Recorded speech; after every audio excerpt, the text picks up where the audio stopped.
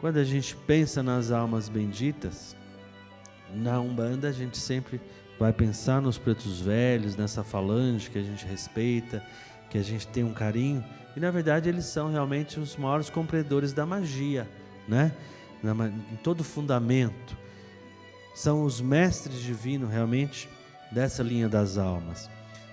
As santas almas, apesar, né, de ser tido como uma fé católica, passou há um bom tempo ser respeitada e venerada por todo aquele que levanta os seus olhos aos céus e clama pelas almas benditas, né?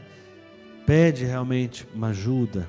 E esses espíritos, na verdade, as almas benditas são espíritos que estão transitando entre terra e céu e acompanhando e ajudando. E quando a gente pensa em alma, a gente pensa em espírito, e quando a gente pensa em espírito, a gente fala da alma. Na verdade, o espírito somos todos nós, encarnados, desencarnados, somos espírito. A alma já é um espírito realmente que fez a sua passagem, se encontra do outro lado do rio, como diz o índio. E aí nós temos as almas que estão precisando de ajuda, de luz, de amparo, como alguns nossos irmãos católicos às vezes dizem, as almas do purgatório, nossos irmãos kardecistas, os espíritos obsessores, aqueles que precisam de luz. No candomblé a gente fala os eguns e por aí vai. Na verdade são espíritos precisando de luz, mas são almas. Quando a gente pensa em almas, a gente está pensando num espírito que está em transição. E tem aqueles espíritos que estão em caridade, almas benditas, porque vem e faz a caridade. Aí já é um espírito iluminado. Quando a gente pensa nos guias, são espíritos que se prontificaram e são almas que prontificaram naquela linha de trabalho. Então ele vem trabalhar na linha do preto velho, na linha do caboclo, ele vem trabalhar na igreja messiânica, no budismo. Onde quer que se encontre uma denominação, um ser vivo, encarnado, existe uma alma, uma regência espiritual. Antes de nos tornarmos matéria, somos uma essência, a alma, né? Quando a gente fala alma bendita, aí sim a gente está falando de uma bendita luz. Quando cultivar, quando cultuar, quando reverenciar as almas? Tradicionalmente a gente sempre reverencia nas segundas-feiras. Como são espíritos, muitas das vezes as almas, a gente não está pedindo luz, a gente está iluminando. Então quando a gente acende uma vela, a gente também precisa entender que o primeiro a ser iluminado somos nós. Quando você acende um toco, como diz o índio, a primeira luz a refletir é para você. As almas precisam de luz. Então quando nós acendemos do lado de fora a vela, é no sentido que nós estamos acendendo para todas as almas que nos acompanham. E nem sempre as almas que nos acompanham são espíritos esclarecidos, como diz o Caboclo da Mata, né? Nós não estamos falando de cor, de luz, se é branca, cinza. A gente está falando de um espírito que já tem um entendimento, de uma alma que tem um entendimento.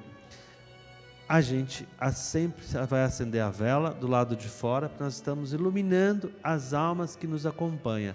Seja ela uma alma esclarecida ou não, essa luz é para que todos sejam iluminados. E quando nós acendemos essa vela, nós estamos nos iluminando. Nos iluminando, todos aqueles que nos acompanham vão melhorar. É tão fácil de entender isso. Quando as coisas da sua vida na Terra melhoram, né? Se melhorar a pataco, se melhorar a parte afetiva, se melhorar a parte emocional, a saúde, os que estão ao seu redor vai melhorar.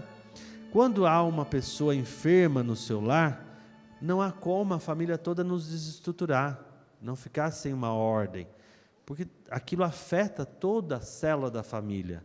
Quando alguém da família projeta sucesso, prosperidade, abundância, todos melhoram. Então quando nós acendemos a vela, num canto do lado de fora, a gente está iluminando os seres. Na casa, na nossa casa, a gente sempre recomenda acender as velas para a alma, não pedindo ajuda, pedindo luz a nós, a eles, e que sejam esses espíritos cada vez mais iluminados. Ao nosso entendimento, nem sempre essas almas são espíritos esclarecidos. Quando você vai acender uma vela para um orixá, aí você já tem uma irradiação onde você direciona. Quando você acende uma vela para uma linha de trabalho, uma falange de trabalho, já tem uma linha que vem com aquela irradiação. As almas, a gente entende que são todos os espíritos desencarnados. Então a velinha que a gente acende do lado de fora de casa é uma proteção, é uma iluminação. Tenha fé na sua estrada, tenha cada vez mais atitude, um comportamento no seu cotidiano, onde te eleva, onde te ilumina. É preciso que a gente continue acreditando. É preciso que a gente continue caminhando. Vale muito. E isso que as almas nos ensinam, né? Diante das almas, às vezes a gente reverencia o ponto de firmeza na Umbanda das almas, é quase sempre diante de um cruzeiro.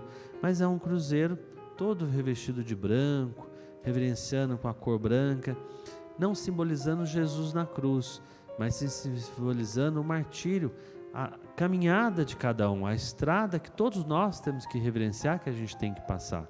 Então a velinha que a gente põe, ali é sempre a branca, para que a gente realmente busque essa luz e seja iluminado nessa caminhada. Hoje é um dia especial para a gente, porque nós estamos tendo a oportunidade de homenagear o meu pai, a minha mãe, o meu irmão, que já desencarnou, que fez sua passagem, atravessou o rio. E naturalmente esses espíritos que nos amam sempre nos circundeiam, né? E é um momento assim complicado na hora que a gente tem que dar um tchau. É muito complicada a palavra, as pessoas às vezes sempre nos recorrem. Elias, acabei de perder minha mãe. E elas buscam numa palavra. E que palavra a gente diz para uma pessoa que está dando um tchau para um parente amigo, né? Não tem o que se dizer. Hoje a gente precisa viver aquele momento. O índio nos ensina isso. É o momento presente. Não é uma perda. É realmente um momento de transição, de transmutação, mas nós somos muito presos a isso que a gente vê, a isso que a gente se encontra, a isso que está diante dos nossos olhos, o físico, né? Porque a gente fica muito preso nessa matéria, mas nós não somos essa matéria, não faz sentido. Imagina alguém que você ama que já se encontra do outro lado. E quando a gente fala outro lado, engana você pensar que é lá nas alturas, que é lá do outro lado da Terra, né? Os cientistas, todo mundo já comprovou que a Terra é um globo, é redonda. Não imagina lá longe. Ao outro lado é aqui, junto com a gente, mas numa outra energia, numa outra plasmado, numa outra plataforma de energia, de vibração. E aí está muito mais presente com a gente. O que a gente precisa é continuar a vida. Chora, coloca a lágrima que você tem que colocar para fora, vive essa emoção, né? Vive esse momento de dor, não tem como recolher, mas não pode parar a vida. Você não pode lamentar e ir contra os fatos. Nós não vamos viver eternamente, todos nós temos uma hora de partida. A gente tem o início, o meio, que é o momento da vida, e o momento da nossa passagem, não tenha dúvida disso, todos nós. Graças a Deus a gente não fica aqui para sempre, senão ficaria complicado, tudo capengando, passou dos 60, dos 50 a gente já está tudo caindo, né? Então você imagina passar dos 150, a ciência tem que evoluir um pouquinho mais para a gente conseguir chegar lá, né? E talvez não seja tão necessário. Hoje, com 70 anos, nós já vivenciamos muita coisa. Engana achar que não há evolução. Quanta coisa nós fazemos hoje que antes nós não fazíamos, graças à evolução da humanidade. Algumas pessoas têm feito algumas perguntas, não dá tempo da gente responder todas, mas uma delas, se eu devo fazer oferenda, que oferenda eu faço para as almas? Nós, no nosso templo, a gente oferece sempre flores, tá?